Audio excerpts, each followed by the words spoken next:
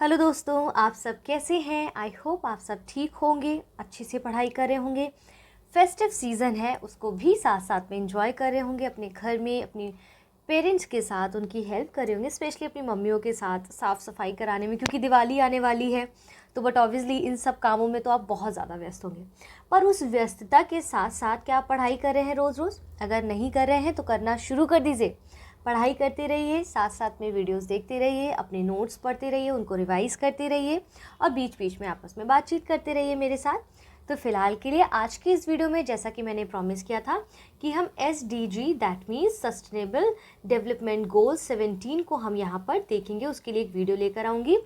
इस वीडियो का मात्र सिर्फ इंडियन सोसाइटी से ही लेना देना नहीं है, बल्कि ये आज आप पढ़ेंगे कि किस प्रकार से ये बाकी के हर सब्जेक्ट में, चाहे वो GS पेपर 1 हो, चाहे 2 हो, चाहे 3 हो, चाहे 4 हो, ठीक है, किस तरह से मेंस में ये एप्लीकेशन ये आपके काम आएगा। SDG किस तरह से आप इसको PT में भी इससे प्रश्न बनते हैं, कैसे आप टैकल करेंगे, चाहे UPSC की बात हो या फिर स्टेट PCS की बात हो, ठीक है। तो दोनों के लिए मददगार साबित होगा, मेंस में भी और PT में भी, ठीक है। इसके लिए सबसे पहले आपको क्या करना है, अभी इस वीडियो को पॉज करके और अपना ना सिलेबस ले आइए आप, ठीक है। अपना UPSC का या किसी भी स्टेट PCS का अगर सिलेबस है तो आप उस सिलेबस को अपने पास रख लीजिए, क्योंकि इसको जानने के लिए आपको सिलेबस के साथ डिकोड करना पड़ेगा हर एक SDG को, राइट। इस SDG का फ़ायदा मेंस में क्या होगा कि आपको एक रेडीमेड, ठीक है, रेडीमेड आपको एक आंसर मिल जाएगा, जिसमें आप SDGs के लिए SDG का यूज़ कंक्लूजन यानी कि निष्कर्ष में भी कर सकते हैं, इंट्रो में भी कर सकते हैं, मेन बॉडी में भी कर सकते हैं, आंसर राइटिंग के दौरान, ठीक है। तो अब क्या होता है कि 3 घंटे के मेंस के पेपर के दौरान 20 क्वेश्चन होते हैं। अब उस दौरान अगर आप सोचने लग जाएंगे ना कि क्या था तो भूल जाएंगे। तो यहाँ पर हम आपको ये सिंपल सी ट्रिक समझाएंगे, बताएंगे कि कैसे आपको सीरीज़ वाइज SDG को याद रखना है और उसका हर एक GS पेपर के साथ कैसे लिंक कर सकते हैं, उसको हम यहाँ समझेंगे। क्योंकि आप देखेंगे 2022 की बात हो, चाहे हाल फिलहाल के 2023 के मेंस की बात हो या 2021 के मेंस की बात हो, अगर इन तीनों ईयर्स के मेंस में देखें तो कैसे आप उस आंसर राइटिंग में अपनी SDG को डाल सकते थे, वो भी हम डिस्कस करेंगे। लेकिन आज हम यहाँ पर उसको लर्न करने की ट्रिक, ठीक है, और इसका इस्तेमाल कैसे हम मेंस की आंसर राइटिंग में कर सकते हैं और कैसे ये एक मैजिकल चीज़ आपके आंसर राइटिंग में ला देगा, उसको हम यहाँ पर समझेंगे। आइए हम शुरू करते हैं। सस्टेनेबल डेवलपमेंट क्या होता है, सबसे पहले वो समझेंगे। उससे पहले सेम हम क्या करते हैं, आप मुझे फॉलो कर सकते हैं मेरे इंस्टाग्राम चैनल पर शिल्पी वर्मा IAS। इसके बाद मेरा टेलीग्राम चैनल है शिल्पी वर्मा 22। इस पर आपको मेरे द्वारा पढ़ाए गए सारे PDF अवेलेबल हो जाएंगे। जो भी वीडियोस मैं अभी तक दी है या अन्य चैनल पे भी पढ़ाए हैं, उसके भी PDF और लिंक वहाँ पर उपलब्ध हो जाएंगे। यहाँ पर मैं आपको फ़िलहाल इंडियन सोसाइटी पढ़ा रही हूँ, इसके साथ साथ जल्द ही आपके लिए इकोनॉमिक्स, ठीक है, ये गुड न्यूज़ है आपके लिए, जल्द ही इकोनॉमिक्स की 11th की NCERT, जहाँ तक है मोस्ट प्रॉब्ली जल्द से जल्द इसको लाया जाएगा। इकोनॉमिक्स की 11th NCERT एक सर है, वो आपको पढ़ाएंगे। तो आप मेरे चैनल को सब्सक्राइब करना बिल्कुल ना भूलें, इसी तरह के नए नए सरप्राइज़ और गिफ्ट्स आपको मिलते रहेंगे। तो फिलहाल के लिए आज की इस वीडियो में हम क्या पढ़ने वाले हैं, सस्टेनेबल डेवलपमेंट गोल 17, ठीक है। आइए अब ये 17 का मसला क्या है, इस कहानी को पूरा समझते हैं। देखिए, हमारी दुनिया को बदलने के लिए 17 सतत विकास लक्ष्य यानी कि SDG लाए गए सितंबर 2015 में। कैसे? संयुक्त राष्ट्र महासभा ने सतत विकास के लिए, यानी कि जो चीज़ें आज हम इस्तेमाल कर रहे हैं, जिन वस्तुओं का आज हम उपभोग कर रहे हैं, वो आने वाले भविष्य की पीढ़ी भी उसका उपभोग करे, तो उसे हम कहते हैं सतत विकास, ठीक है। जो डेवलपमेंट आज हो रहा है, इस तरह से चीज़ों का कंज्यूमिंग करें, इस तरह की चीज़ों का उपभोग करें कि भविष्य में आने वाले लोग भी उसका इस्तेमाल कर सकें, ठीक है। तो संयुक्त राष्ट्र महासभा ने सतत विकास के लिए एजेंडा 2030, तो सस्टेनेबल डेवलपमेंट गोल्स को क्या बोलते हैं, एजेंडा 2030। अब 2030 क्यों? क्योंकि 2030 तक इन सभी लक्ष्यों को प्राप्त करने का लक्ष्य निर्धारित किया गया है, ठीक है। तो सतत विकास लक्ष्य 17 शामिल किए गए हैं। इनका जो एजेंडा था, उसका सिद्धांत क्या था कि किसी को भी पीछे ना छोड़े।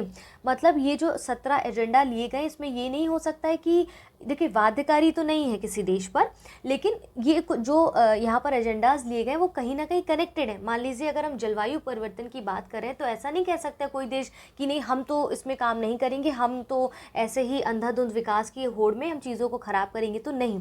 क्योंकि ग्लोबल लेवल की बात हो रही है तो वहाँ पर पृथ्वी एक है, वहाँ पर ऐसा नहीं कि वहाँ का पर्यावरण का डिवीजन अलग हो जाएगा, वहाँ का अलग हो जाएगा, सब मिला जुला। कहीं एक जगह कुछ काम होगा तो उसका प्रभाव दूसरी जगह भी दिखाई देगा, है ना।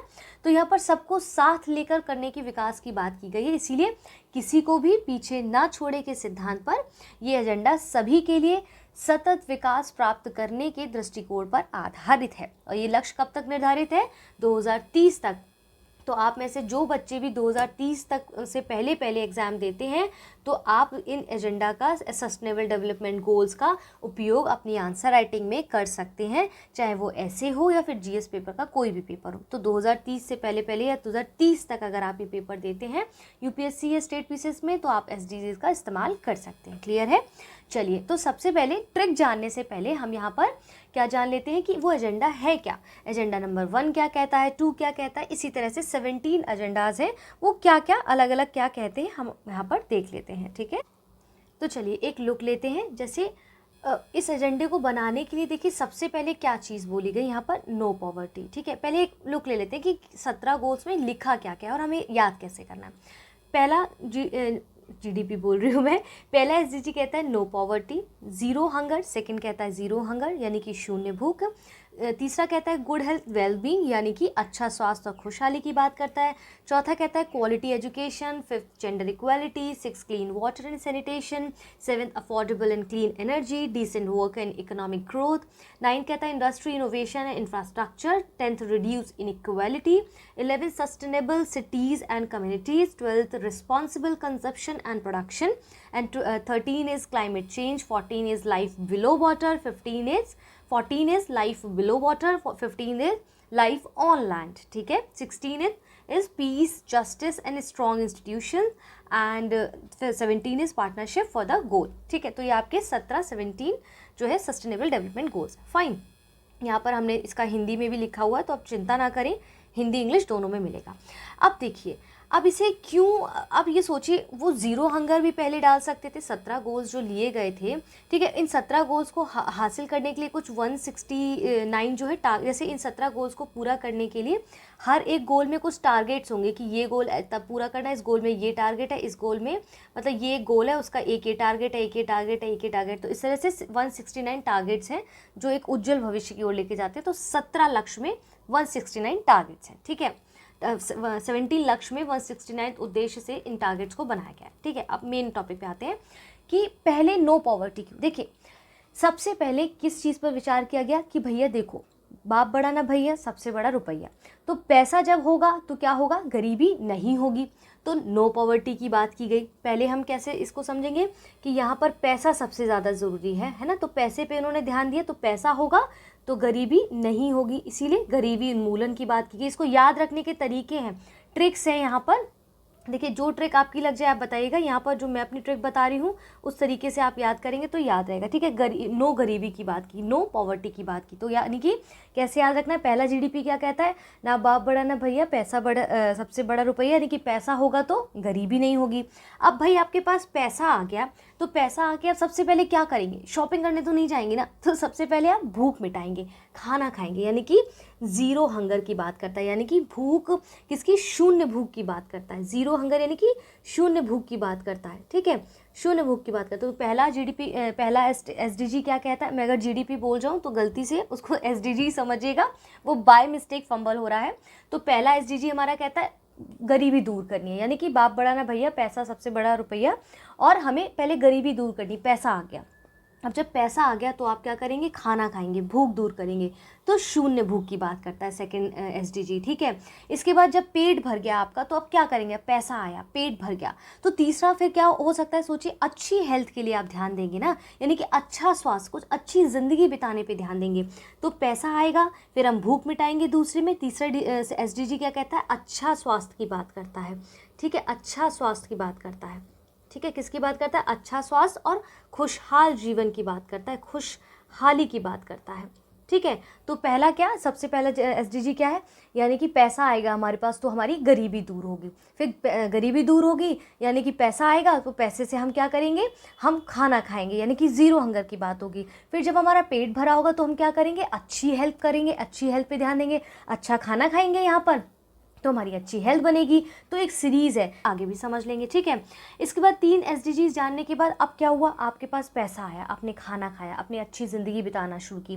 जब अच्छी ज़िंदगी बिताने लगे तो चलो भैया अब हम क्या करते हैं कि अच्छा खासा पहन रहे हैं, खा रहे हैं, चलो अब अच्छी एजुकेशन भी ले लेते हैं। तो यहाँ पर हम क्या गुणवत्तापूर्ण शिक्षा की बात करते हैं, किसकी, गुणवत्तापूर्ण शिक्षा की बात करते हैं, ठीक है। गुणवत्तापूर्ण शिक्षा की बात करता है एसडीजी 4, ठीक है। एसडीजी 4 गुणवत्तापूर्ण शिक्षा की बात करता है। जब आप अच्छी शिक्षा लोगे, आप सोचिए जब आप अच्छी शिक्षा लोगे तो अच्छी शिक्षा में क्या बताया जाएगा कि भाई सब समान है, जेंडर इक्वेलिटी, मतलब महिला हो चाहे थर्ड जेंडर हो चाहे पुरुष हो चाहे कोई भी हो जेंडर, तो जेंडर इक्वेलिटी की बात करता है। और ये अच्छी शिक्षा से ही आएगा, गुणवत्तापूर्ण शिक्षा से ही आपको समझ आएगा। तो फिफ्थ हमारा एसडीजी क्या कहता है कि किसकी बात करता है, लैंगिक समानता की बात करता है। और जब लैंगिक समानता की बच्चों बात होती है तो हमेशा याद रखिएगा वहाँ पर सिर्फ मेल और फीमेल की बात नहीं होती है, वहाँ पर बल्कि LGBT, आप किसकी बात करेंगे वहाँ पर, न केवल मेल और फीमेल की, बल्कि आप यहाँ पर male plus female plus LGBTQ+ की भी बात करेंगे, ठीक है। तो आपने क्या हुआ, पैसे के बाद जब आपने देखा कि लैंगिक समानता, यहाँ तक हमने देखा कि पहला कहता है कि गरीबी दूर करनी, यानी कि पैसा आया तो हमारे से गरीबी दूर हुई। फिर दूसरे में हमने क्या किया, हमने जब पैसा आया तो हमने अच्छा खाना खाया है, फिर इसके बाद हमने अच्छा खाना खाया तो हमने अच्छा अपना शरीर बनाया, स्वास्थ्य बनाया, वेलबींग, यानी कि हमने अच्छा स्वास्थ्य और खुशहाली को मिला। जब हमें ये सब तीनों चीज़ें मिल गई, फिर फोर्थ में हमने क्या लिया, हमने कहा चलो भैया पढ़ाई की तरफ बढ़ते हैं, अच्छी पढ़ाई, अच्छी शिक्षा, अच्छी एजुकेशन लेते हैं। जब अच्छी एजुकेशन ली तो वही पता चला कि अच्छा समाज में जो असमानता व्याप्त है उसको दूर करना है, जेंडर इक्वेलिटी की बात करनी है। तो 5 तो हम इस तरीके से याद कर लेंगे एसडीजी, ठीक है, इस तरह से याद कर लेंगे। अब 6 पे आके हम क्या कर सकते हैं, देखिए कुछ हमें कॉमन सेंस से भी चलना है। अब 6 पे आके हम कैसे कर सकते हैं, 6 मतलब 6, ठीक है, 6 मतलब 6। और यहाँ किसकी बात कर रहा है, क्लीन वाटर और सैनिटेशन की बात कर रहा है, यानी कि स्वच्छ जल और स्वच्छता की बात कर रहे हैं। तो 6 मतलब छी छी, देखो तुम कितनी गंदगी से रहते हो। मम्मी लोग ऐसे बोलते हैं ना अपने घर में कि देखो छी कितनी गंदगी से तुम रहते हो, थोड़ा साफ़ सफाई से रहा करो, सैनिटेशन करके रहा करो, और साफ़ पानी पिया करो, गंदे हाथ रखते हो, पॉटी करके आए हो, हाथ क्लीन नहीं किया है, कपड़े साफ़ नहीं, छी कितना गंदा है। तो 6 से छी, यानी कि यहाँ पर सैनिटेशन की बात कर रहा है, छी 6 यानी कि सैनिटेशन और क्लीन वाटर की बात कर रहा है। तो ये याद करने की एक ट्रिक है। तो 5, इसके बाद हम आते हैं 7th एसडीजी पर। 7th एसडीजी क्या कहता है यहाँ पर, अफोर्डेबल एंड क्लीन एनर्जी, ठीक है। तो इसको याद करने की कैसे, 7th क्या कहता है, affordable and clean energy, 8th कहता है decent work and economic growth, और 9 कहता है इंडस्ट्री, इनोवेशन एंड इंफ्रास्ट्रक्चर। तो 7 कहता है अफोर्डेबल एंड क्लीन एनर्जी। अब ये जो 7 है इस पर गौर करिए, ये स्ट्रीट लैम्प की तरह लग रहा है ना, इस तरह से लग रहा है ना, स्ट्रीट लैम्प या टेबल लैम्प। मान लीजिए आप पढ़ाई करते हैं, ठीक है, ऑब्वियसली यूपीएससी की तैयारी करें तो पढ़ाई करते हैं तो आप अपना टेबल लैम्प यूज़ करते हैं। तो सोचिए टेबल लैम्प है ये, और इसमें ना ये बल्ब लगा हुआ है, तो ये एनर्जी से चल रहा है, किससे चल रहा है, ये एनर्जी से, ऊर्जा, ठीक है, ऊर्जा से ये आपका चल रहा है। तो 7th क्या कहता है आपका SDG, affordable and clean energy की बात करता है। आप भले ये अफोर्डेबल क्लीन एनर्जी याद रखें ना रखें, ये याद रखिए 7 यानी कि लैंप की बात करता है, लैंप में क्या ऊर्जा चाहिए, तो 7 आपका एसडीजी क्या कहता है, एनर्जी की बात करता है, यानी कि किसकी बात करता है, सस्ती, 7 सस्ती और स्वच्छ ऊर्जा। तो 7 मतलब लैंप, लैंप मतलब किससे चल रहा है, ये ऊर्जा से चल रहा है, इससे प्रकाश मिल रहा है, तो एनर्जी से चल रहा है। तो क्या है, अफोर्डेबल एंड क्लीन एनर्जी। तो यानी कि एनर्जी किसकी बात करता है, एसडीजी 7 बात करता है एनर्जी की। क्लियर है। अब 8th पे आते हैं। 8th क्या कहता है, decent work and economic growth, that means अच्छा कार्य और अच्छा विकास। तो आप एक चीज़ देखिए, ये 8 आपको किस तरह का इंडिकेशन दे रहा है, यहाँ पर एक उसका इंडिकेशन दे रहा है मकड़ी का, ठीक है, स्पाइडर का इंडिकेशन दे रहा है, मान लीजिए आपको, ठीक है, अच्छे से बना देती हूँ। लेकिन ट्रिक है, ट्रिक अलग अलग भी हो सकती है। एक स्पाइडर का इंडिकेशन दे रहा है, एक स्पाइडर बना देती हूँ यहाँ पर, ठीक है। तो ये क्या काम करता है, ये अपने लिए एक अच्छा काम क्या करता है, वेब बनाकर, जाल बनाता है, मकड़ी का जाला जिसको हम कहते हैं वो बनाता है। तो ये अच्छा काम किस लिए, अपने लिए एक अच्छा काम कर रहा है कि भाई ऐसे जाला बनाता है, जाल बनाता है, वेब बनाता है, उसमें जो है मच्छरों को या फिर ऐसे कीड़े मकोड़ों को करके और उनको खाता है और अपना विकास करता है। तो इस तरह से 8 किसका इंडिकेशन है, यानी कि यहाँ पर 8 इंडिकेशन है अच्छा कार्य करना, और ये अब इकोनॉमिक ग्रोथ तो नहीं कर सकता, अब थोड़ा तो हमें कॉमन सेंस यूज़ करना होगा। तो ये क्या करता है, डिसेंट वर्क कर रहा है, यानी कि अच्छा कार्य की बात करता है SDG 8, और आर्थिक विकास की बात करता है। जब ये कीड़े मकोड़े ऐसे खाएगा तो इसका विकास होगा। तो हमें क्या याद रखना, 8 मतलब यहाँ पर मकड़ी का जाला, यानी कि वो अच्छा काम कर रहा है, डिसेंट वर्क कर रहा है अपने लिए, और इकोनॉमिक ग्रोथ हो रही है, यानी कि उसका अगर ग्रोथ देखे तो वो अपना खा पी के अच्छा मोटा तगड़ा होता जा रहा है। तो 8 मतलब डिसेंट वर्क, यानी कि अच्छा कार्य और इकोनॉमिक ग्रोथ। आप कुछ याद रखें ना रखें, डिसेंट वर्क भी याद रखेंगे, यानी कि मकड़ी का जाला जो बनता है वो अपने लिए डिसेंट वर्क कर रहा है, यानी कि 8 क्या कहता है, मकड़ी का जाला यानी कि डिसेंट वर्क की बात करता है। ठीक है, इसके बाद SDG 9 आपको क्या कहता है, SDG 9 कहता है उद्योग, नवाचार और बुनियादी ढांचा। ठीक है, अब इसको याद कैसे करेंगे, देखिए आपने iPhone 13, iPhone 11, iPhone 15 whatever iPhone आपने सुना होगा, इसको कैसे याद रखना है, जैसे I9 करके याद रखना है। ठीक है, I9, इसमें देखिए सारे I हैं, इंडस्ट्री, इनोवेशन, इंफ्रास्ट्रक्चर। तो I9 क्या कहता है, यानी कि इसमें कहता है इनोवेशन, यानी कि नवाचार के बिना ना तो इंफ्रास्ट्रक्चर पूरा है ना इंडस्ट्री पूरी है, यानी कि 9 से नो नो नो नो, देखिए नो भी दिया है, 9 से दूसरा ट्रिक क्या है, no no no no no no भाई, इनोवेशन के बिना तो, यानी कि नवाचार के बिना तो उद्योग और बुनियादी ढांचा तो संभव ही नहीं है। नो, 9 से नो, इनोवेशन के बिना इंडस्ट्री और इंफ्रास्ट्रक्चर संभव नहीं है, यानी कि 9 मतलब नो, और नो मतलब नहीं नहीं भाई, नवाचार के बिना तो बुनियादी ढांचा और उद्योग तो संभव ही नहीं है। ठीक है, तो एक ये ट्रिक है, एक ये ट्रिक है। तो कैसे आपको याद रखना है, 1 to 9 हम एक बार रिवाइज कर लेते हैं। पहला क्या हमारा कहता है कि यहाँ पर किसकी गरीबी दूर करने की बात करते हैं, यानी कि बाप बड़ा ना भैया सबसे बड़ा रुपया, तो जब पैसा आएगा तो आप यहाँ पर अच्छा भोजन खाएंगे, तो यानी कि भुखमरी दूर होगी। अच्छा भोजन खाएंगे तो अच्छा स्वास्थ्य रहेगा, यानी कि अच्छा भोजन अच्छा स्वास्थ्य रहेगा, अच्छा जीवन जिएंगे। जब आप अच्छा जीवन जीने लगे, फिर आपको लगा चलो भाई अब हम अच्छी शिक्षा ग्रहण करते हैं। तो अच्छी शिक्षा आपको क्या बताती है कि जेंडर इक्वालिटी होनी चाहिए, तो जेंडर इक्वालिटी 5 में आपका SDG आ जाएगा। इसके बाद आपका 6 क्या कहता है, 6 आप 6, अब ये 5 एक साथ याद करना, 6 आपका अलग, जैसे 6 मतलब छी, 6 से छी छी छी, बिल्कुल सैनिटाइज करके नहीं रहते हो, क्लीन वाटर नहीं पीते हो, साफ सफाई से नहीं रहते हो, 6 मतलब छी, यानी कि यहाँ पर किसकी बात करता है, स्वच्छ जल और स्वच्छता की बात करता है, सैनिटाइजेशन की बात करता है। इसके बाद फिर आपने ये अलग समझा, फिर इसके बाद 7 क्या कहता है, 7 मतलब लैम्प, आपका टेबल लैम्प या स्ट्रीट लैम्प, उसमें आपकी ऊर्जा जा रही है, यानी कि एनर्जी की बात करता है, तो अफोर्डेबल एंड क्लीन एनर्जी, एक एक शब्द भी याद रहेगा तब भी हो जाएगा।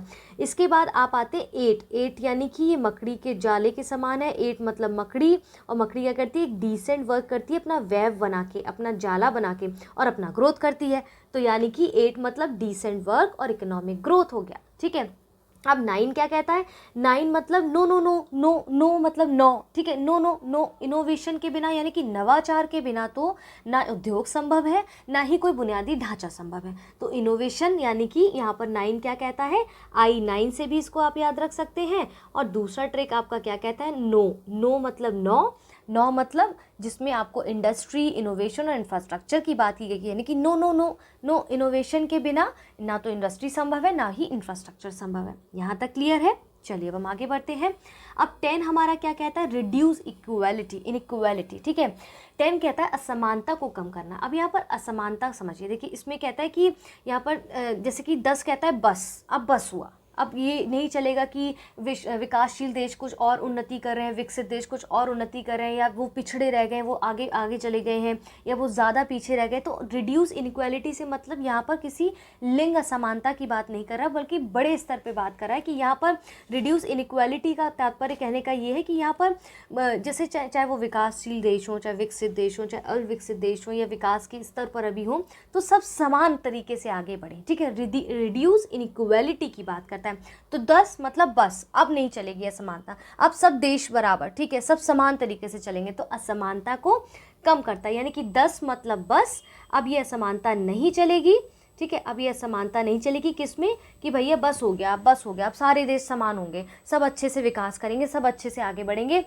अब नहीं चलेगा कि भाई वो ज़्यादा ग्रो कर रहा है, वो ज़्यादा अच्छी चीज़ें कर रहा है और हम पिछड़े रह गए। तो 10 मतलब बस, अब सब बराबर से चलेंगे। ठीक है, इसके बाद 11, अब 11 क्या कहता है, सस्टेनेबल सिटीज़ एंड कम्युनिटीज़ कहता है, दैट मीन्स टिकाऊ शहर और समुदाय की बात करता है। ठीक है, तो 11 किसका इंडिकेशन है, देखिए इस तरह से आपको रोड दिखाई देते हैं ना, ये 11 को अलग अलग बीच में देखिए रोड बन रहा है, ये क्या रोड जा रहा है, तो रोड किसकी तरफ जा रहा है आपका, ये रोड जा रहा है शहरों की तरफ, ये रोड जा रहा है, ठीक है, समुदाय की तरफ ये रोड जा रहा है, यानी कि विकास कर रहा है, सिटीज़ में सस्टेनेबल सतत विकास की ओर जा रहा है। ये जो रोड है ये 11 रुपी रोड है, ये कहाँ किसकी ओर जा रहा है, शहरों की तरफ ये रोड जा रहा है, समुदाय की तरफ ये रोड जा रहा है। तो 11 क्या कहता है, सस्टेनेबल सिटीज़ एंड कम्युनिटीज़, यानी कि टिकाऊ शहर, ये रोड शहर की तरफ जा रहा है, तो टिकाऊ शहर और समुदाय की बात करता है। एक शब्द भी याद रहे तो याद रखना है, और ये सारे 1 to 7 गोल्स आपको इसी सीरीज़ में याद रखने हैं, ऊपर नीचे नहीं कर सकते, राइट।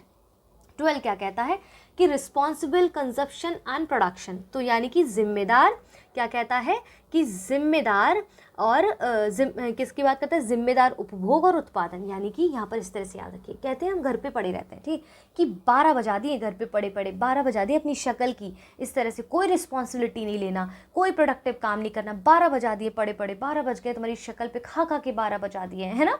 तो इस तरह से इसको थोड़ा सा फनी वे में याद रखना है ना।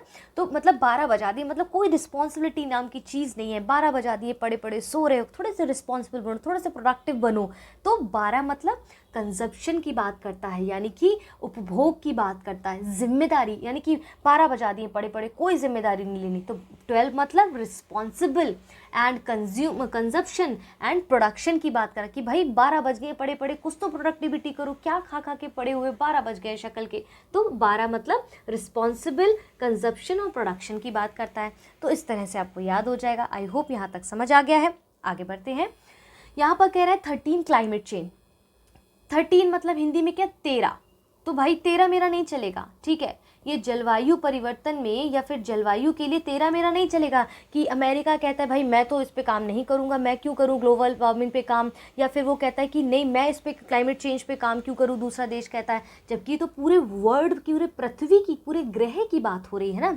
तो क्लाइमेट एक्शन 13 क्या कहता है, क्लाइमेट एक्शन जलवायु कार्रवाई, यानी कि भाई 13 मतलब क्लाइमेट एक्शन, 13 मेरा नहीं चलेगा जलवायु में, सब बराबर तरीके से काम करेंगे। तो 13 क्या कहता है, क्लाइमेट एक्शन, यानी कि जलवायु में 13 मेरा नहीं चलेगा, सब बराबर तरीके से काम करेंगे, ठीक है। अब आता है 14 मतलब 14 को हम किस तरह से इंडिकेट कर सकते हैं, फोर्ट। 14 मतलब फोर्ट, मान लीजिए एक किला है, ठीक है, इसको इस तरीके से बनाने की कोशिश करती हूँ, ये आपका किला बना हुआ है, ठीक है। अब यहाँ पर क्या, एक इमेजिन करिए जैसे एक्वेरियम होता है ना खूबसूरत सा, उसके अंदर कितने सारे पानी होता है, उसमें जीव जंतु ऐसे अंडर वाटर वाले होते हैं। तो हम याद रख सकते हैं कि किला है और पानी के अंदर एक बड़ा किला है, फोर्ट है, बहुत बड़ा फोर्ट है पानी के अंदर। तो लाइफ बिलो वाटर, यानी कि पानी के नीचे का जो जीवन है उसकी बात करता है।